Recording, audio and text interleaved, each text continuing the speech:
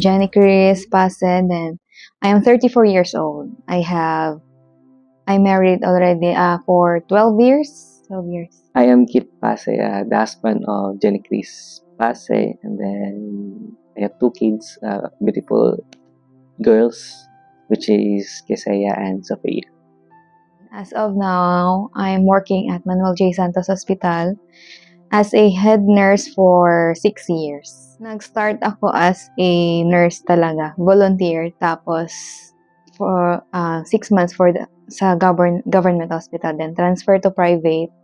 Then 2 years ako nag-work, then since parang need more income, so data and parang online job ako for 1 year.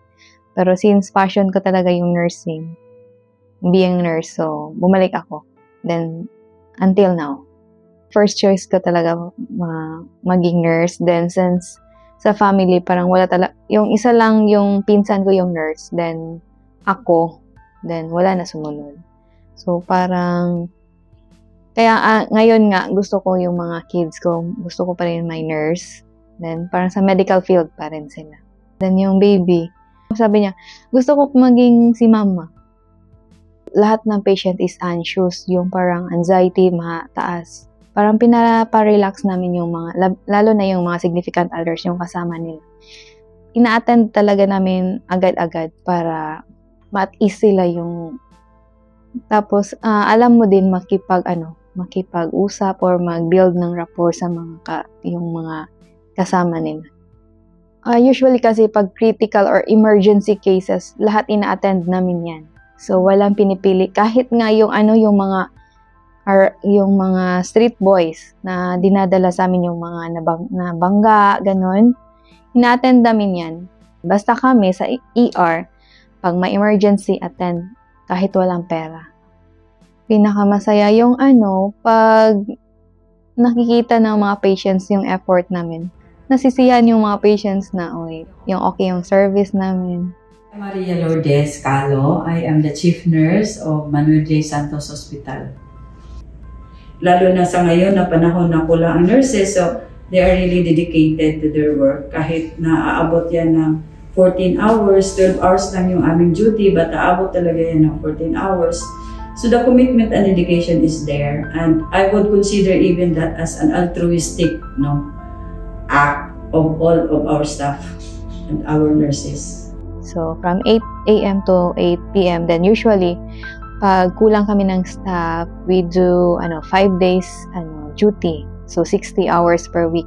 Usually, nag-out kami pag busy, 9 p.m. Mga 10, 11, parang ganun. Then, minsan, nagna-night shift pa ako. Hindi kami more on sa oras na magkasama or magkakita. Kasi nga, so sobrang busy niya. Pag-uwi niya, tulog na lang. Tapos kinabukasan, hatid namin mga bata school. Ganun lang yung parang routine ba na wala na halos oras ba. With ko naman at in mother figure, wala akong question. Hands-on din naman siya pag nandyan. I'm always here to support her for mga plans. Na-amaze talaga kami sa nangyayari sa amin. So, parang from arrival pa lang namin kanina. So, akala namin parang mag-check-in lang, dinner, ganun. So, may mga pasabog pa. May mga pa-welcome, pala. So, very fortunate po na napili bilang isang bagong bayani talaga. Parang first time din namin ni Mrs. na with kids. Tapos, yun nga, for hotel, thank you sa bigay nyo na privilege sa amin, sa wife ko.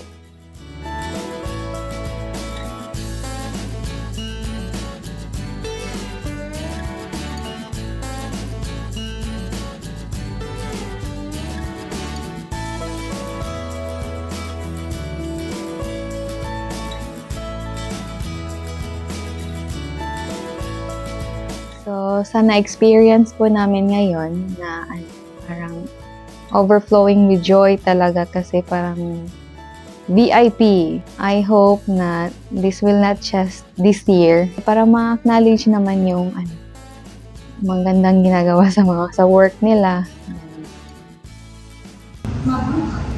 Ako, si Jenica Spase, ang head nurse ng Manuel J. Santos Hospital, Butuan City.